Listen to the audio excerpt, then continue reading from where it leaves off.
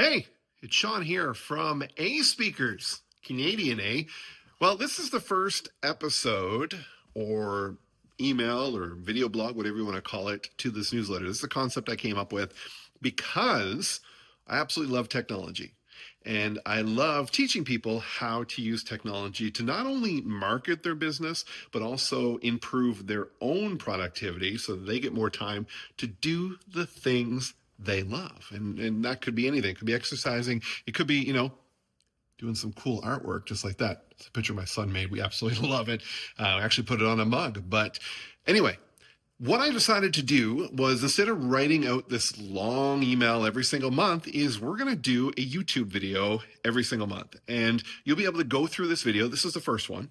And I decided to put one out before January because you just signed up for this newsletter and I wanted to get it to you. There's so many things that I've been using, that I've been doing for my own workflow, for my clients' workflow, that I know you as a speaker, trainer, coach, whatever it is that you're doing, would find value in it.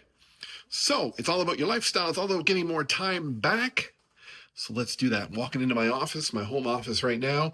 I don't know if I should show you this, but boom, love Christmas. There's all my stuff right there in the background. So I'm going to hop over to the computer and we're going to go through some different things. We're going to talk about some Canva tips. I'm going to tell you some video tips, some podcasting tips, some of the software that we use. So go ahead, either watch this video all the way through, because you're a trooper, and I know you're probably going to want to do that, or if you want to skip through the different chapters in this video to get to the exact thing that is important to you, go ahead and do that. Anyway, let me know in your comments if you got any questions about what you see coming up, and I'll be happy to answer those. So let's get right to it. This part, we're going to talk about Canva. I'm going to show you a technique in Canva that I use quite a bit, and it will actually take your images that have yourself in them to a different level, whether you're making YouTube thumbnails, which are absolutely crucial, or you're doing episode graphics for your podcast or anything along the way. All right, so let's jump in here and let's get started.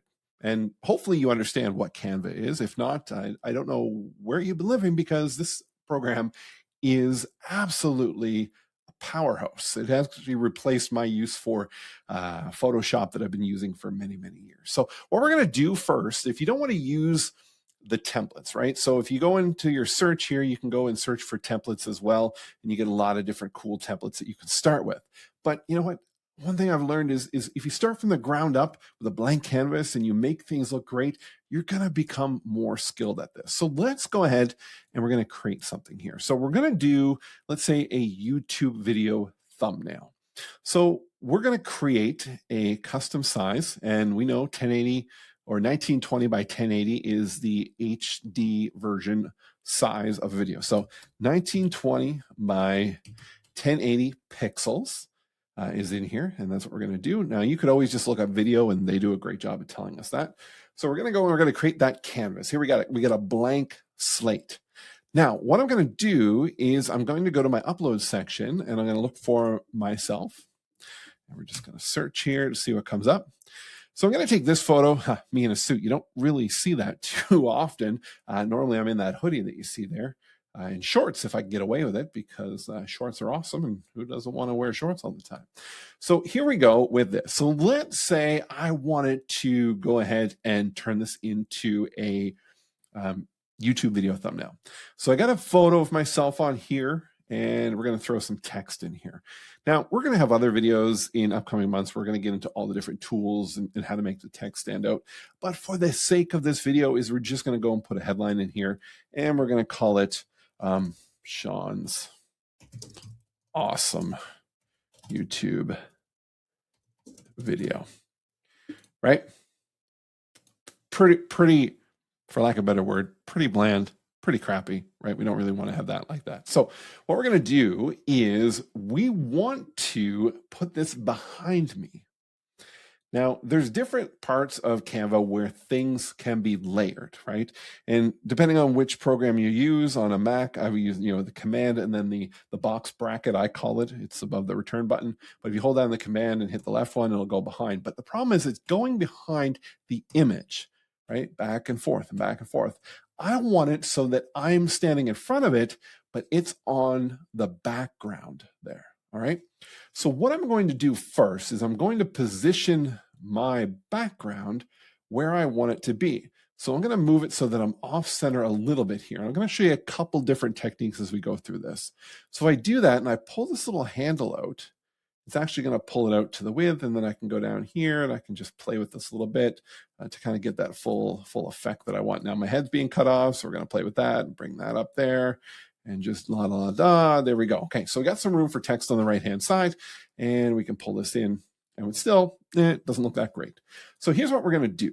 We're going to click on the background, and we're going to duplicate it, right? So we're going to have two versions of it. So we're going to put that back there, and we're going to use this amazing tool called the BG Remover. And if you're a smart cookie, you know that stands for background remover. So we're going to click on that. All the magic wizards in Canva are going to do their thing, and boom, it's done. Now, you may be saying, Sean, nothing happened. That's because you didn't see the magic happen. You're not supposed to. But if I click on myself, watch this. I'm cloned. Look at that. The background's in behind. Which means if I line myself up perfectly with the image in behind, I could now go ahead. I'm just going to, now this is the other thing too. There's still a layer over top, right? So it still thinks that the file is that big, but I'm going to pull the handles in here and just crop it so that I can grab this text behind. Now we're going to have some more fun with this text, right? We're not going to call it Sean's Awesome YouTube Video as all in one font. I'm going to get rid of the video part, and I'm going to blow this up, right? Just like that. I'm going to use some of the cool tools here to make it a little more larger here. And now I can go into the effects and I can do some other fun stuff, right? Can make it look like this, and so forth. You know, do whatever you want with it. And you know, maybe I want to go and do it this way, right? I want to make it that way, and then I can use some of the tools of space. Now, if you see me do some stuff and you're like, hey, I don't even know how to do that, don't worry, and it'll come, right? With time, do grasshopper, right? So all about contrast and things. So we want to make sure that we really make it stand out. So maybe we're going to put an outline on this and choose the color. Right, we're just going to go and use some red or whatever. Actually, let's go ahead and use some blue because, hey, you know what? We're blue cow. And see, when I do that, it kind of goes in behind me. And that starts to make it stand out. So now what I'm going to do is I'm going to go and I'm going to say, we're going to go in here. It's going to call YouTube video.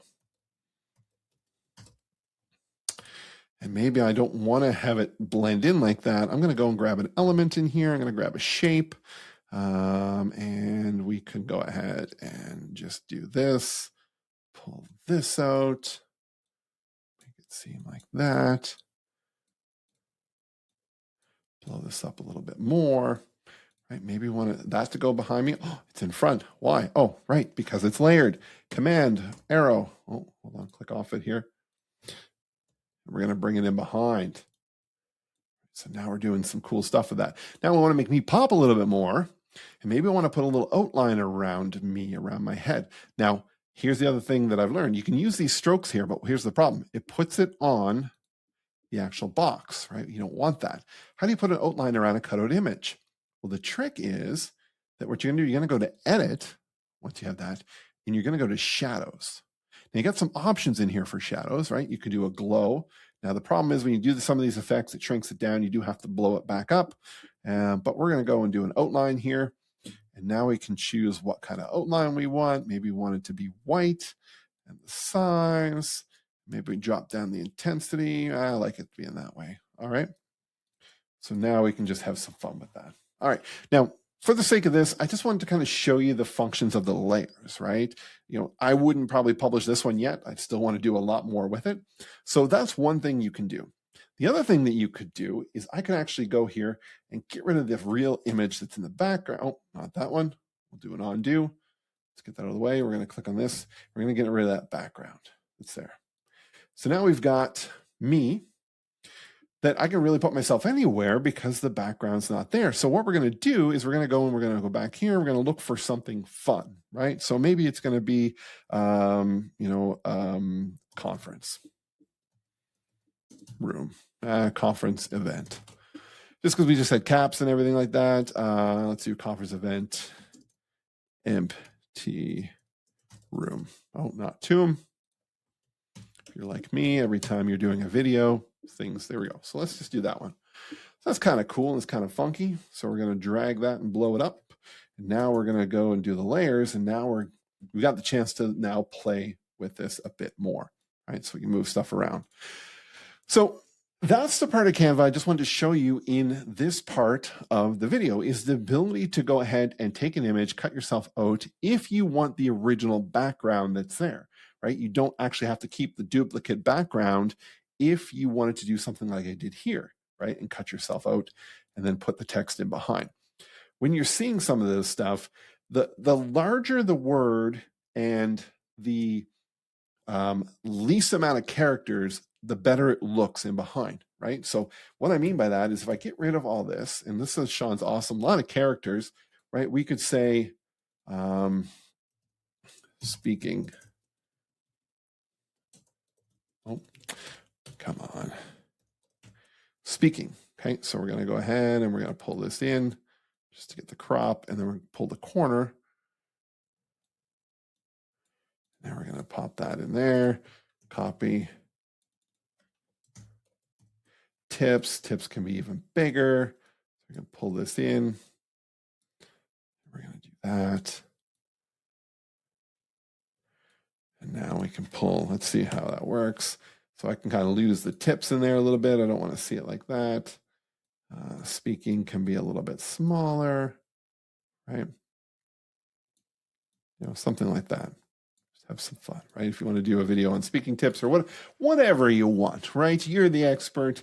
But this is how you can start to use Canva to do some of the work that you do within the platform. So let me know if you have any questions about this one right now below the video or in the comments to this video.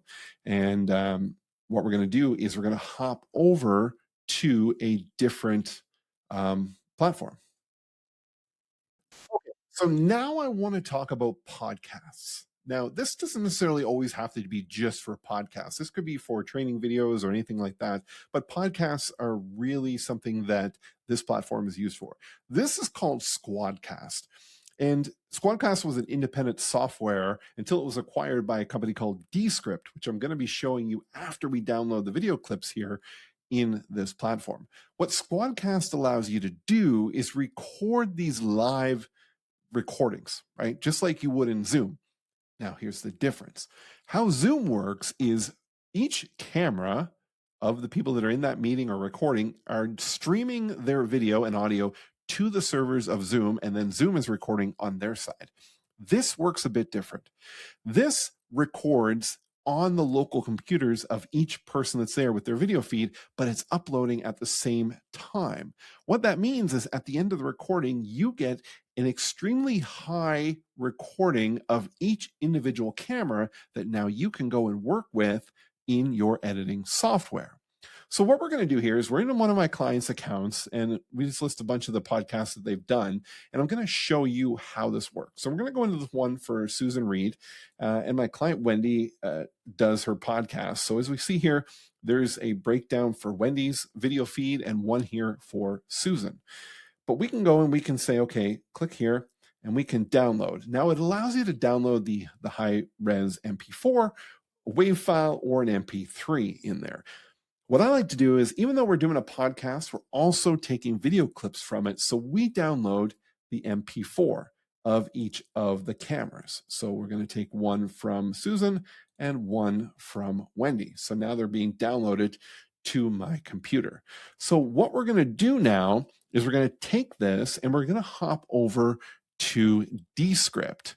So just give me a second. We're going to flip the app here and we're going to load up Descript. Actually, we're going to wait for these to download. You don't need to sit here and wait for that. We're just going to pause the video because that's what technology allows us to do.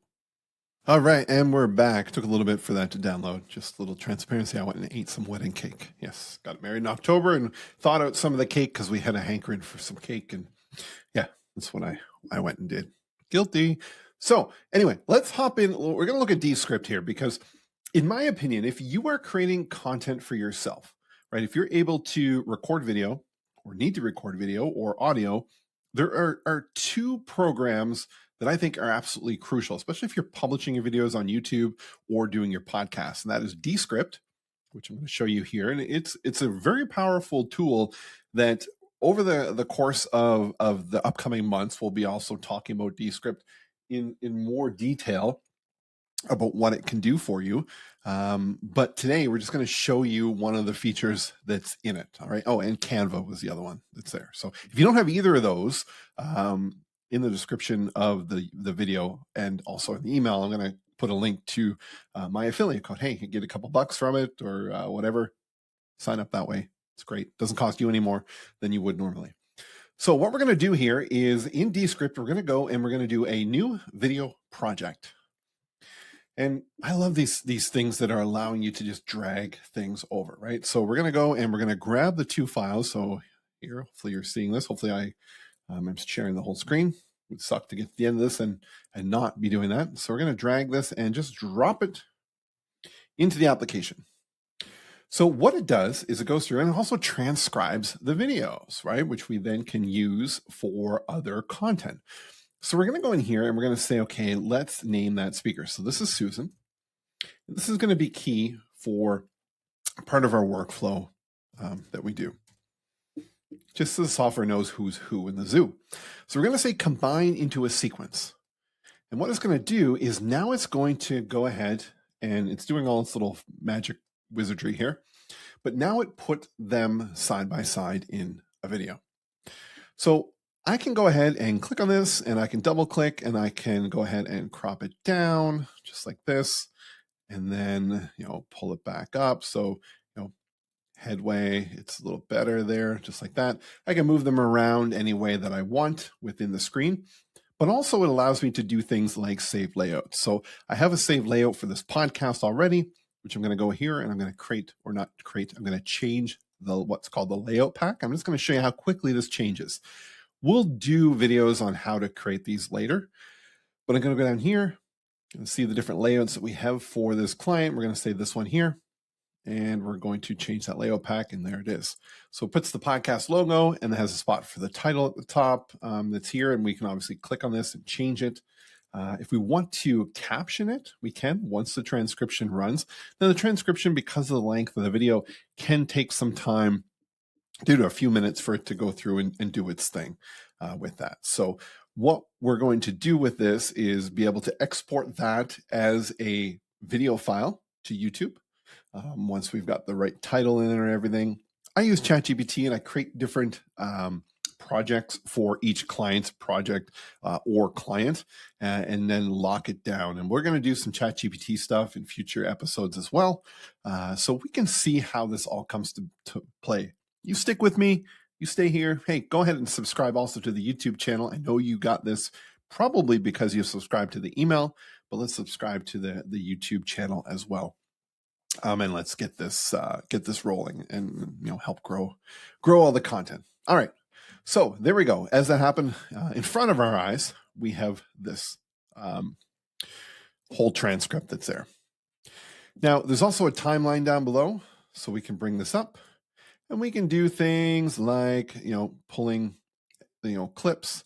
And what I love about the editing in here is, if you wanted to get rid of something, so maybe you're listening along, spacebar, right, and it plays the audio. I don't know if you're hearing that, but if you highlight the text and go delete, it just deleted that video and audio from the whole project. So that's one of the key things in Descript that people absolutely love, is the ability to edit their video and content from the transcript in here, right? So you can go ahead and you can do all that. You can change all the content. The other part is we would then export just the audio. So we can go here, local export as a WAV file, and then we can go ahead and put that into any kind of audio editor if we want to do anything outside of it, or we can actually edit our podcast in here as well. If you wanted to do things like do some reels, you could go ahead and change the landscape of this from landscape to portrait, right? So now we have this layout, and we'd have to change some things. So we could go ahead and change this to a different layout pack. And we could go and say, okay, here's the real one that we've created. So we're going ahead and change that. And now it's pulling in that. And here's the captions that would show up on the video.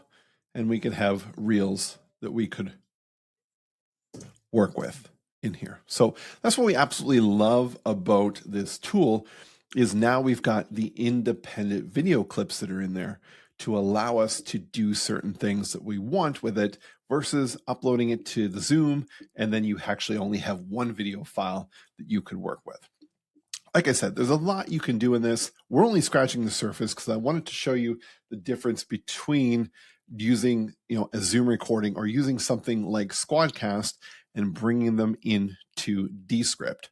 So if you have any further questions about this part, please put that in the comments too, and then I can dive even deeper into that because we could do a whole masterclass on how to use Descript for your content as well and all your different production needs. There is a part in here that under the AI tools, if the audio in the clips is not that great, you could go ahead and click on it and you could do studio sound and apply studio sound. So if it's a little hollow sounding or a little bit of echo, it actually will make the audio file sound like you're in a real studio with a real studio microphone. How cool is that? Now, lastly, the last application I want to show you is in regards to email. Now, I've used lots of different email tools over the years on the Google ecosystem, and I do still love the Gmail login platform inbox. But when it comes to emails getting missed and everything like that, it happens. It happens quite a bit, actually. So I started to use an email program called Superhuman. Now, if you've already used this and you've vetted it and whether you like it or you're currently using it, then you would be able to just skip through this part of the video. So what it is it's an email management inbox. So I connect my Google emails to this, but it really goes and does a great job at a simplified platform, but has AI elements built into it. So we've got an important inbox, we got our VIP, we got our calendar, and we got other. The goal is to get to inbox 0. So it uses keyboard shortcuts along the way. And if you've got something like a Stream Deck, you can actually program the keyboard shortcuts to buttons for things like deleting the message, forwarding the message, things like that. So what I find the best about this is its ability to bring in your important inbox all the emails that really essentially are the ones you need to respond to. And then you can make some of your contacts VIP, so you can go ahead and put them in there like that. Any of your calendar stuff will show up in here, and then all the rest are under other. All right.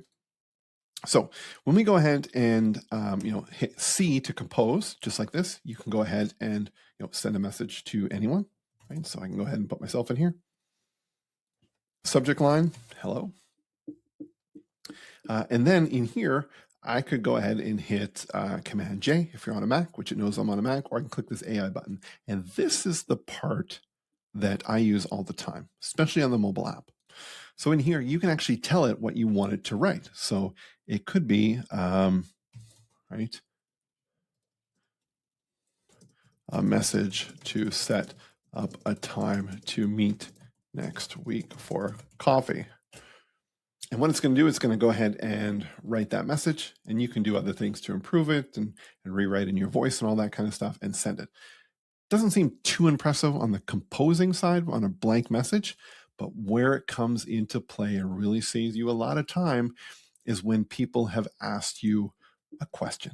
All right. So for example, let's go here. Here's a client whose web form, they said, one of the submissions hasn't come through in there. Now I can go ahead and spend the time to say, okay, yes, I'll look into this, but I want to respond a bit better. So on my desktop, when it's up, I just hit enter, it goes into reply mode, and then I can hit AI and say, let him No, I'm looking into it. Now it's pretty quick and short, but what it will do is it knows what it is. It'll bring and it'll make it a bit longer. It also knows the entire thread. So it can reference, if you're going back and forth, it can reference things from previous emails that you had sent or received from that client, which is actually pretty good. Now, if it doesn't do a great job of it, you can actually ask it to do a bit more, and it will then go ahead and remember that in the way that you work with it. The other part is if somebody says, hey, can we meet next Thursday?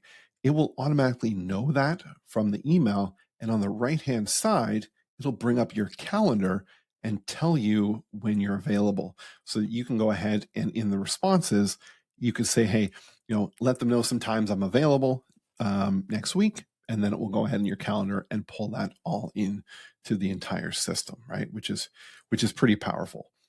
So there's sending options for sending and marking done, and then there's smart send. As you start to email your contacts, we know that it's crucial that you want the inbox to, or the emails to arrive in their inbox when they're most likely going to be opening them or checking their email. Well, it will start to monitor when they're opening the emails because it is checking for that. And you can use smart send and say, send to the client when they're most likely to open. So in this case, Fred opens his emails usually around 5 o'clock. So it knows that, and I can say smart send, and it's just going to schedule that and hold it until that time comes to go ahead and send out that message for them. So one transparent thing about this, when I first started using it, I've been using it for about 2 months now, I did find it a bit of a learning curve of how the platform works. Once you get through that and you understand the shortcuts to the emails, you can go through your inbox extremely fast, saving you a ton of time. I can honestly say probably cut about 60% of my time in my inbox off of my day by using this platform versus going through Google and everything like that. Just from its sorting and being able to get to those important messages, the AI replies, the smart sends, and I don't know. I don't know if it's something about how it's delivering at the right time, but I get a lot more responses from emails that I'm sending from this than just out of a regular inbox. Now, lastly, before we wrap up this entire initial edition of EhSpeaker, I want to talk about naming conventions, and this is more so around your CRM. So most CRMs have the ability to use tags, and tags are like labels that you add to a contact to start to segment and everything. This is where your entire CRM can start to get pretty gnarly by not having proper naming conventions that make sense. Okay, so what I'm showing you here is in our template account that we use when we are setting up new speaker accounts within our client connector, which is Go High Level in there. So what we're seeing here on the screen is a very clean organization of tags. So for example, active and nurture.